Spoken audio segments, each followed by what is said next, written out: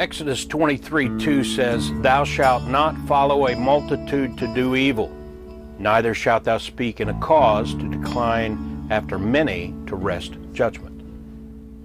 From time to time, you'll see people on social media or hear podcasters or even some preachers lament the fact that people on the right don't protest and march the way that the Marxist leftist does.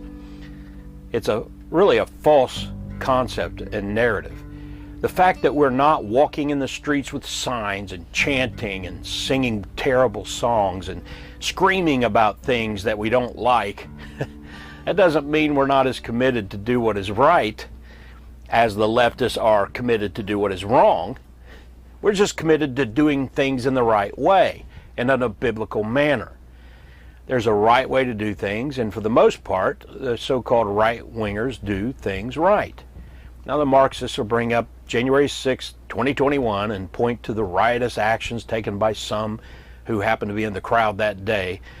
But it was a very small number of people destroying property and in any way violating or attacking the Capitol Police.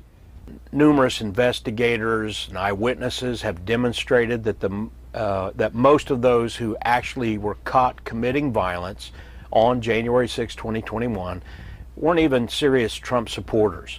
Some had ties to Antifa, some to BLM, some to the Socialist Party USA.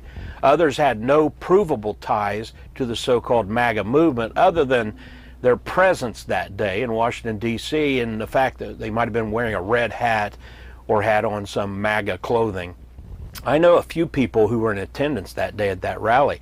They didn't commit violence, and as soon as they heard or saw that there was people doing that sort of thing, they wisely left the premises. But listen to me closely. Our text does not say it's always wrong to join in a large group to take action. Our founding fathers did exactly that on numerous occasions. Now, why is that acceptable? Why don't we denounce the founding fathers of our country?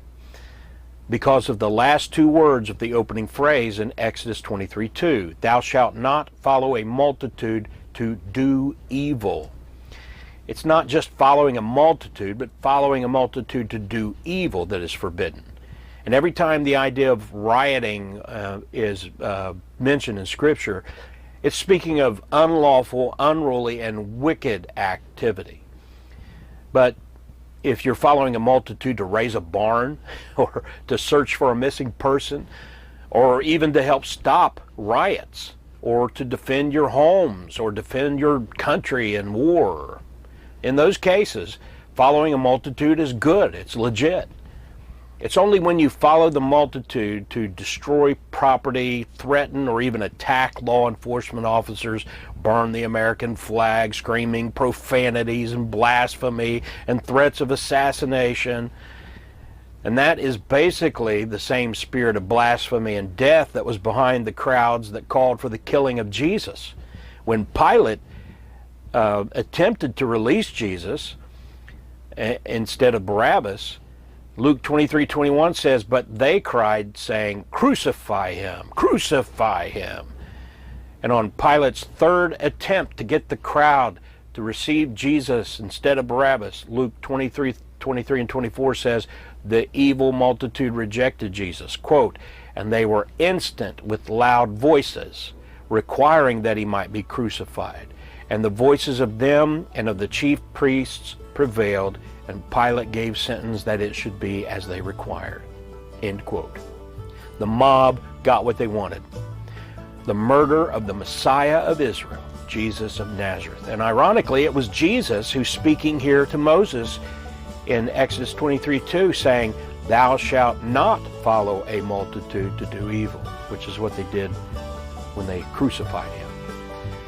We as believers are to walk orderly as law-abiding citizens and never take part in things like lynch mobs or riots. The principle is found in Romans 12:17 and 18. Recompense to no man evil for evil.